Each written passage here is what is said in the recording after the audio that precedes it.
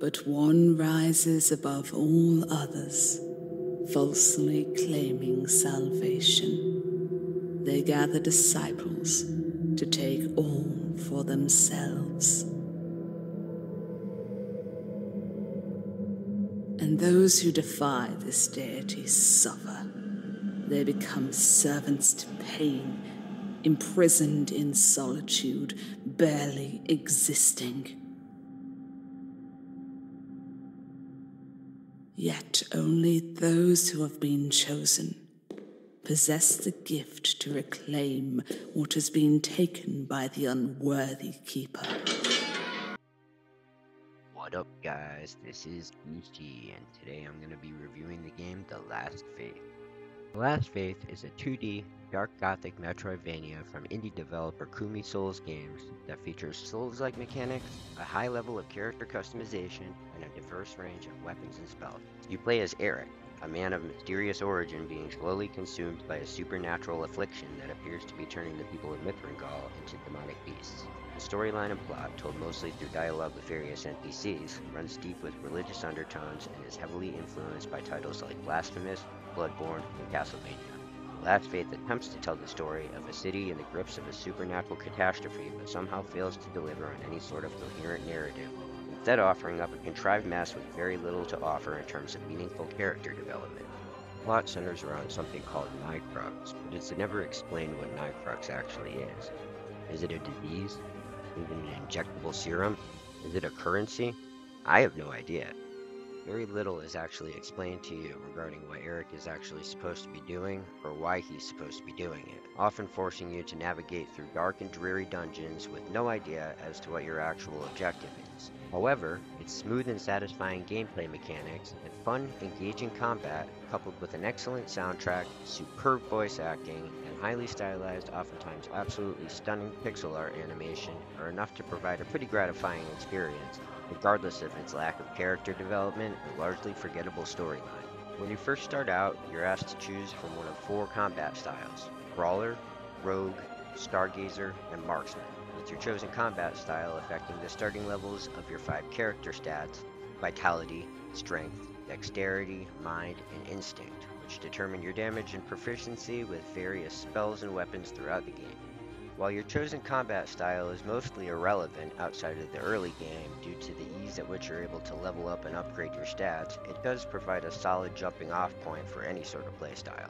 A large variety of weapons and spells are hidden throughout the game, and a total of 4 can be equipped and cycled through at any given time. Spells and weapons can also be upgraded throughout the game, preventing the ones that you prefer using from ever becoming obsolete. Each individual weapon also features a charged attack and its own unique special ability.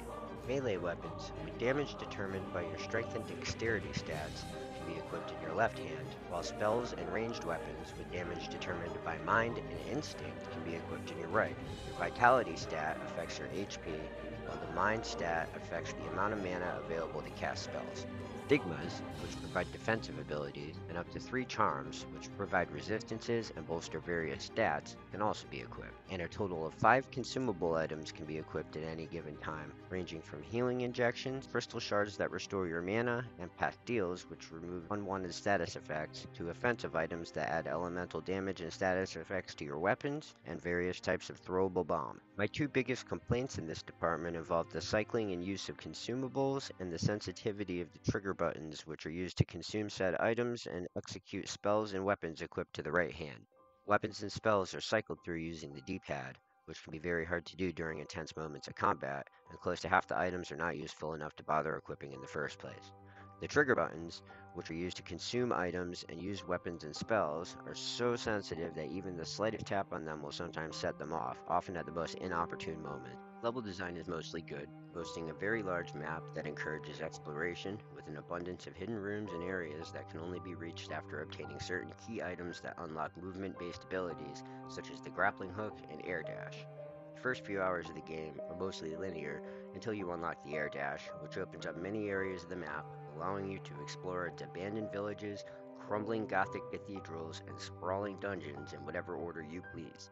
The various areas of the map, while sometimes stark and beautiful in all their pixel art animated glory, oftentimes utilize the same muddy palette of blacks, browns, and grays, causing many of the dungeon-esque areas of the map to feel dark, drab, and repetitive.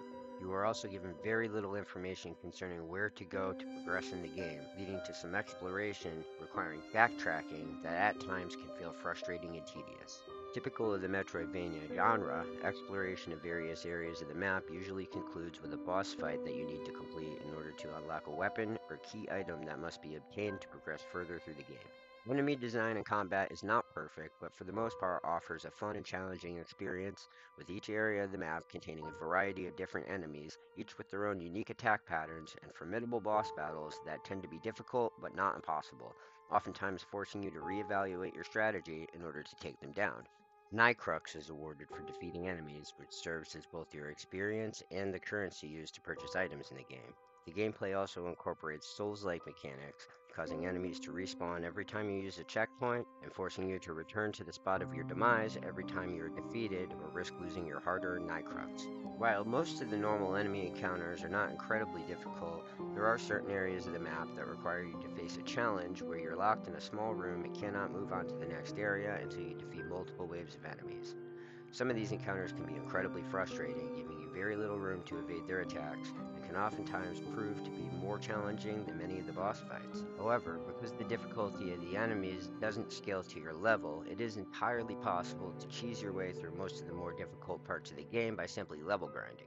If you're a seasoned Metroidvania enthusiast, you shouldn't have too much trouble making it through the game without needing to excessively level up. But if you're not down for a good challenge and not interested in spending a few extra hours gaining Nycrux, the game might not be for you. The areas of audio and visual design are ones in which The Last Faith is truly able to stand out.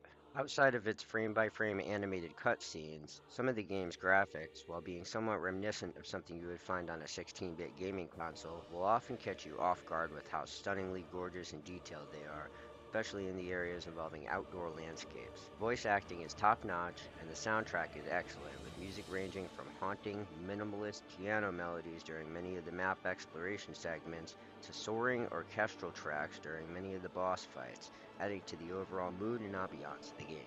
Taking all things into consideration, while it does feature a handful of questionable elements involving level and enemy design, and a lackluster story and character development that fails to live up to the legacy of the games that it draws inspiration from, its versatile character creation and weapons customization, fun and challenging combat with a large variety of different enemies, and excellent choices in audio and visual design make for a game that is definitely worth your time and money. Overall, I give The Last Faith a score of 7 and a difficulty level of 7.5. Hey guys, thank you so much for checking out this video, and don't forget to like, subscribe, and check out the other videos on my channel. Is there anything that you want to see me do a video on? I do the best I can to read and respond to all of my comments, so feel free to leave a comment below. Till next time, this is Gishi, checking out.